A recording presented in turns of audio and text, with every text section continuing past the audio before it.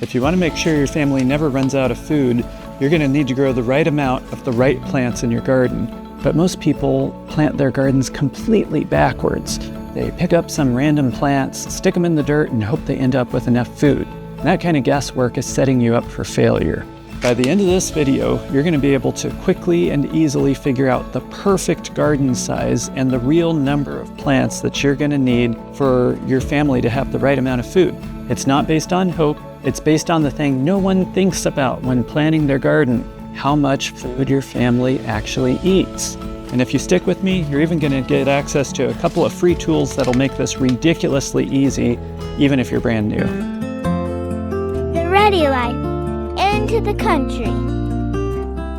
Hey, I'm Nick, and welcome to The Ready Life. We've lived off-grid for 25 years and helped thousands of folks gain independence from the systems that control their water, food, heat, and power. And today, we're going to help you to take one more step in that direction by figuring out exactly how big your garden needs to be to feed your family. Before you ever dig a hole or start a tray of seedlings, you gotta ask one question: how much food do I actually need to end up with?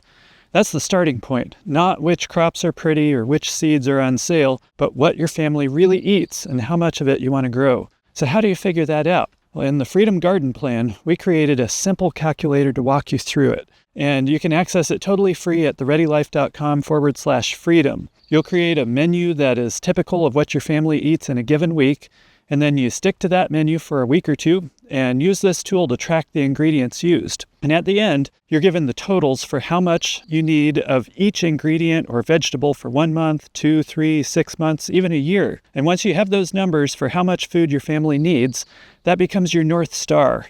That's the foundation for everything that follows. With those totals in hand, the next big question is, how much should you plant in order to hit those goals? And this is where most people stall out. They start looking at planting guides online, and honestly, it's a mess. One chart tells you how many pounds of tomatoes per 100 foot of row, while the next tells you how many pounds of tomatoes per person, or how many feet of row for one person, and the spacing on them is often different. Believe me, it's complicated trying to make sense of all of them with the different amounts and different units of measurement and all that. You can easily fall into a research rabbit hole for hours. And that's why the Freedom Garden Plan has a second calculator that's focused on your garden size. And you can grab it for free at thereadylife.com/freedom. You can leave all the complex confusion behind. Just choose your garden bed width and enter only one number for each of your crops. How many pounds of tomatoes do you need, for instance?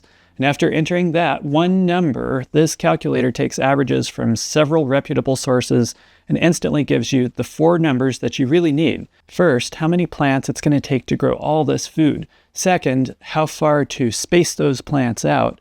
Third, how many rows you can fit in your garden beds.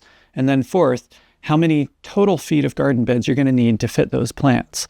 For example, say you're using 3-foot garden beds and your family needs 300 potatoes. You just select 3-foot beds here, and you're going to enter 300 potatoes right down here, and voila!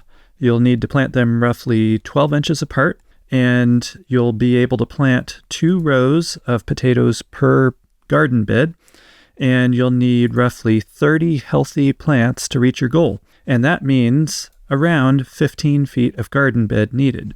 Boom, move on to the next one. Or let's say the Freedom Garden Plan food storage calculator comes up with you needing 2 onions per week. That would be around 104 onions for a whole year. So let's just say 2-foot beds this time. And then we plug in 104 onions right here.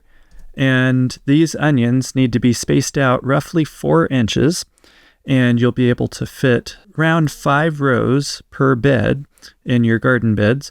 And that means your 104 onion sets would need around 7 feet of garden bed. And in a matter of seconds, we know how much garden space to plan for each of these items. Easy peasy.